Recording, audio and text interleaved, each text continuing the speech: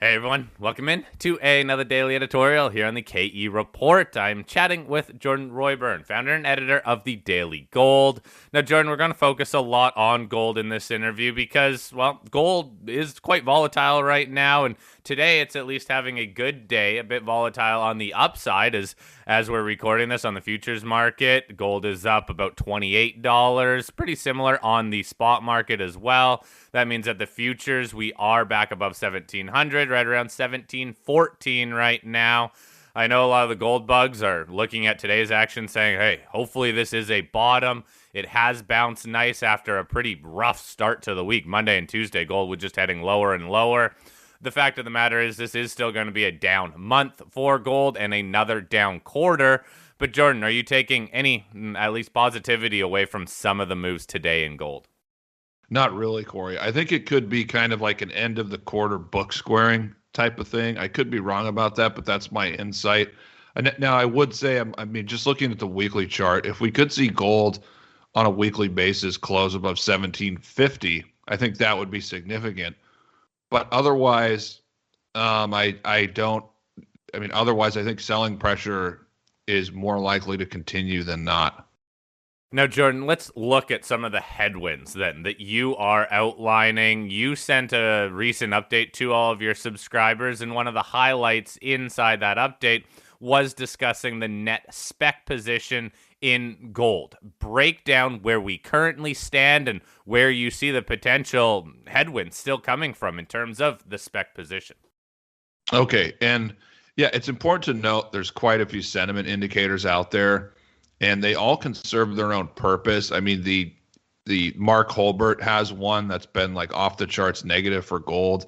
There's the DSI. I haven't looked at that in a week or so, but that had come down to encouraging levels. However, the holdout has been the net spec position, from the COT report. And the problem is the net spec position at one point, I'd have to go back, and at one point in the last few years, I think it was almost 400,000 contracts for gold. And it was well over 300, I think, at some point in the last 6 to 12 months. I don't have it in front of me. And that's come down quite a bit. And as of the last reading, it's come down. We'll just say 200,000 contracts, or round down a few contracts. And that was with the gold price at about 1733 a week ago. And the report that we'll get this Friday, it's as of Tuesday, so we'll see that number below 200,000 easily.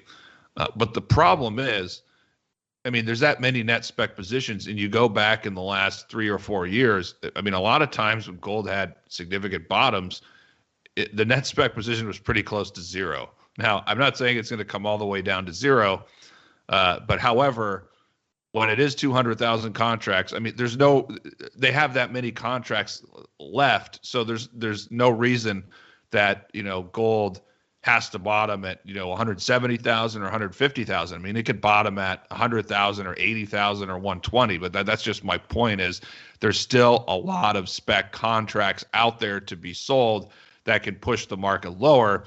And look, I also like to measure it as a percentage of open interest. Now, open interest actually has come off a lot, and it hasn't been that high in recent months. So that's another positive. But going back to the last bull market, I was looking at some charts last night, and I remember also in recent years, in terms of the percentage where it bottomed at in bull market corrections, it came down several times to 20 or 25% of open interest. Now, 25% right now would be about 120,000 contracts. So that's still well below the 200,000 where we're at a week ago. Now, I don't know, Corey, if it's going to come down to 120,000, 150, 130, 165. I don't know, but I'm just saying there's still spec contracts out there to be sold. And I think, I think that, as well as the, looking at the charts of the market, are, in addition to other things, but those are two things I want to discuss right now. Looking at the charts, and that, they tell me that gold is likely to move lower. If you look at the monthly chart, just look at a monthly candle chart, go back 10 years, and you can draw a line right around 1560, And there's the gold has touched that 1560 level numerous times on a monthly basis in the last 10 years. And then you can factor in the 50% retracement. I mean, depending on how you measure it, I mean, it comes to be 1560, 1575 in that area. So that to me is a really strong target for gold. On the monthly chart, there's a little bit of support around 1600. So I'd keep that level in mind. But I think that's the right there in the upper 1500s. That's one level that I'm really focused on. And I think if gold is gonna go lower, over the coming days and weeks, I think that's the level that we should focus on. And we want to time our buys as we get around 1600 or slightly below. Okay, fair enough. I see that 1560 level, especially on that run up in 2019 too, is one of the short-term stopping points that it took about 5-6 months to break back through that level. So still some more potential downside. Jordan, how does this all tie into U.S. equity markets as those broadly outside of tech continue to run higher? The S&P making another higher high today. How crucial is it to understand that still investors' attitude, investors' focus is on more of the risk on assets and more in U.S. equities? Yeah, I mean, you said it. Look, the equity market looks like it's making a higher high today, another new high. When that happens, it's very difficult for capital to flow into gold. And if you look at the gold to S&P 500 ratio, I mean, that has barely had any, upward movement since October. It's been really plunging in recent months, and it's come down. There's a 2018 low right around 0.4. Before today, it was at 0.43. So that's another thing to keep in mind. I'm kind of hoping, I mean, it is getting pretty close to where it should at least bounce. But that ratio, I mean, it hasn't bounced yet, and it's right now it's not favorable for gold. So there's nothing more to say than that. I mean, it's not favorable, and gold's not going to begin its next leg higher until it outperforms the stock market. I mean, a real leg higher, not just like an oversold bounce. Yeah, fair enough. But that's been the story over the last 7 to 8 months too, is the underperformance of gold, really against everything, but especially U.S. equity markets just continuing to move higher. Jordan, what about this whole inflation argument? I keep on hearing from a lot of the gold bulls that, look, all this money that's printed, it's going to lead to inflation. And even some of the generalists are still leaning in the camp of saying, look, inflation will have to start perking up. Again, you talk to the gold bulls, though, and they say, well, you judge inflation differently. You look at Shadowstats and what they're saying inflation is at over the last decade compared to what numbers we get out of the government. Fact of the matter is, though, the government numbers have still shown slow or no inflation or limited inflation. And even now, the market, when you look at some of the other commodities, seems like the inflation narrative is starting to dissipate a little bit. Where do you stand on that?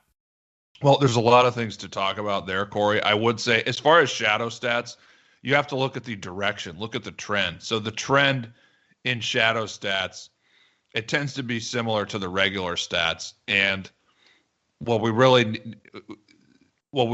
want to see, at least from the regular stats, the regular CPI, once it breaks above 3% and sustains it, I mean, that's going to be hugely significant, but we're not quite there yet. For the shadow stats, I don't know what the key level is, but you could probably go back 20 or 30 years and draw trend lines and see that the rate of inflation has not been in a long-term upward trend. So that's what I'd say about the statistics. It's always the trend, the direction it's moving in, that's more important than the absolute level. Now, with regards to inflation, I mean, let's look at the market. I mean, gold, I know it's getting hit really hard, but I mean, it did recently nearly hit 2,100. I mean, copper had a massive move higher. So the market it's already discounted a lot of the inflation that's to come. There's a lot of nuance here, by the way. But the reason that, gold has corrected really hard and, silver wasn't able to break out during this correction and is coming back now is because the market is not sensing stagflation yet or really accelerating inflation. So the market thinks it will be contained, at least for the time being. And the market looks 6 to 9 months ahead. And so if you look at commodities and some commodity stocks, and you look at some of these like the rare earths ETF, the silver stocks ETF, you look at copper, they basically all have hit major long-term resistance levels, and they're starting to pull back a little bit. And that pullback is coinciding with the dollar, which put in a low and is rebounding, and that rebound, I should say, is now gaining traction. So you look at the charts, at least for most, or I should say the bulk of this year, what they're saying is dollar rally, commodities selling off. I mean, you can call it a big counter trend move, but that could be the theme of this year. So look, the markets discount things in advance. They look 2 to 3 quarters into the future. And look, everybody was bullish on inflation just a couple months ago, but commodity stocks are roaring, but gold was already correcting and underperforming, and the dollar was already stabilizing and starting to rally a bit. So that narrative, there were things under the surface that were telling you that narrative was likely to change, as of a couple months ago when people were still excited about inflation-focused investments.